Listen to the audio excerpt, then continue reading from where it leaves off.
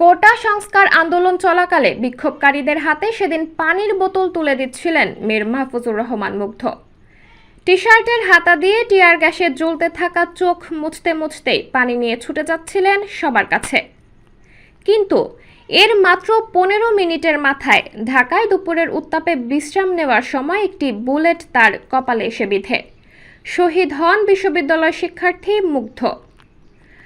মুগ্ধর মৃত্যুর এমন বর্ণনা দিয়ে তাকে নিয়ে সোমবার 12 আগস্ট এক প্রতিবেদন প্রকাশ করেছে মার্কিন সংবাদ মাধ্যম CNN। ঘটনার পরপরই মুগ্ধকে তার বন্ধু এবং অন্য বিক্ষোভকারীরা উদ্ধার করে হাসপাতালে নিয়ে গিয়েছিলেন, কিন্তু ততক্ষণে অনেক দেরি হয়ে যায়।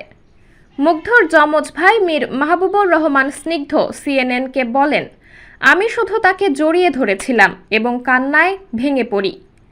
গত 18 জুলাই উত্তরার আজমপুরে গুলিবিদ্ধ হয়ে মৃত্যুর আগে মুগ্ধর পানি দেওয়ার ভিডিওটি সামাজিক যোগাযোগ মাধ্যমে ছড়িয়ে পড়ে, যা শেয়ার করেন লাখ লাখ মানুষ।